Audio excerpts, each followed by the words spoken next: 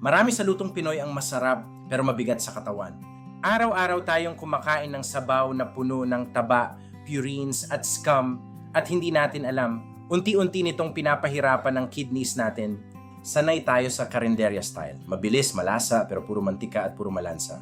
Sanay tayo sa luto sa bahay na buong lasa, buong taba, buong sabaw. Pero ang kapalit, cholesterol, uric acid at kidneys na araw-araw sumasalo ng bigat.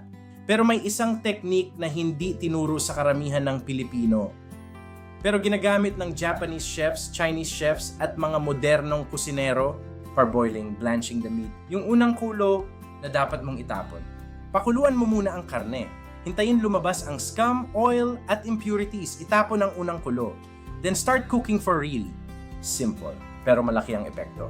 Sa unang kulo, lumalabas ang melted saturated fat, purines, coagulated proteins, blood residues, amoy malansa compounds, at impurities mula sa buto at balat. Kapag tinapon mo yan, lumiit ang cholesterol load, lumiit ang purine load, at luminis ang sabaw. Hindi magic, technique it. At ito ang epekto sa mga paborito nating ulam. Tinola, chicken skin dark meat, mataas sa purines. Parboiling removes the malansa smell and reduces the purine load. Sinigang na baboy. Liempo at kasim, mataas sa saturated fat. Parboiling pulls out the fat and scum. Result, mas maliwanag, mas maasim, mas malinis ang sabaw. Nilaga, pork or beef, pork shoulder, pork ribs, beef shank, beef ribs. Lahat yan may taba at impurities. Parboiling gives you a clear, clean broth without the malansa taste. Kare-kare, oxtail, tripe, skin, mabigat sa katawan. Parboiling removes odor, fat, and purines before the peanut sauce even starts. Kaya po nila pag mas kaunti ang purines, mas kaunti ang uric acid.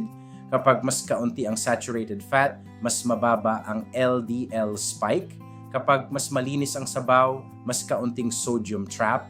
Sa klima natin, mainit, pawis, dehydrated, mas mabilis mapagod ang kidneys. Kaya bawat bawas sa taba at purines, malaking tulong. Ganito ang difference.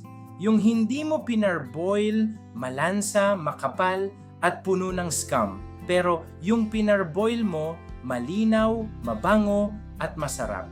Same dish, same ingredients, pero mas magaan sa katawan. At kung gusto mong simulan ang parboiling sa bahay, gumamit ka ng stainless steel casserole pot. Mabilis magpaunang kulo, hindi kumakapit ang scum, at mas madaling linisin.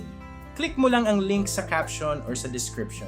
Nandoon ang recommended stainless steel pot na sulit at pangmatagalan. Hindi mo kailangan iwasan ang lutong Pinoy, kailangan mo lang ng tamang technique. Parboiling, blanching the meat, discarding the first boil, science, disiplina, tamang kaalaman.